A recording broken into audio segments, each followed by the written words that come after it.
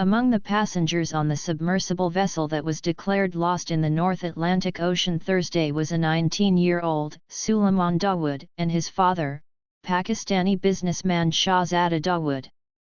But now Suleman's grieving aunt has come forward with a haunting revelation that her young nephew didn't want to go on the doomed deep-sea voyage.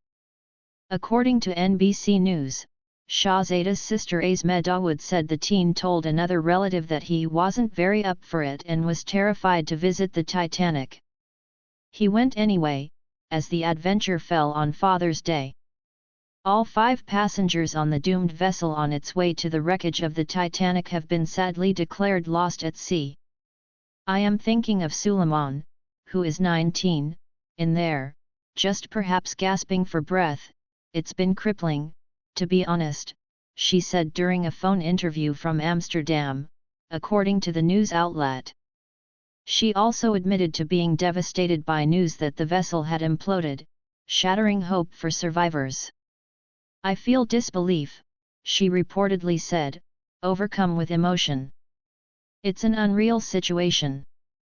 I feel like I've been caught in a really bad film, with a countdown, but you didn't know what you're counting down to, she added. I personally have found it kind of difficult to breathe thinking of them. Perhaps most tellingly, she said she would never have boarded the doomed Titan. If you gave me $1 million, I would not have gotten into the Titan.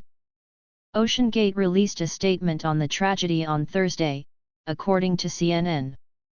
We now believe that our CEO Stockton Rush, Shahzada Dawood, and his son Suleman Dawood, Hamish Harding, and Paul-Henri Nargeolet have sadly been lost, the statement read. They also thanked the sweeping, exhaustive rescue teams for their efforts. This is an extremely sad time for our dedicated employees who are exhausted and grieving deeply over this loss, they said in the statement. We appreciate their commitment to finding these 5 explorers, and their days and nights of tireless work in support of our crew and their families. Finally, they offered their condolences. This is a very sad time for the entire explorer community, and for each of the family members of those lost at sea, they concluded the statement. We respectfully ask that the privacy of these families be respected during this most painful time. News of the submersible's fate finally came Thursday after the Coast Guard shared that they had located debris identified to be from the Titan. A spokesperson revealed they believed all 5 passengers had perished after what they termed a catastrophic implosion, following the vessel setting out on June 19. They lost contact about an hour and 45 minutes into the risky expedition.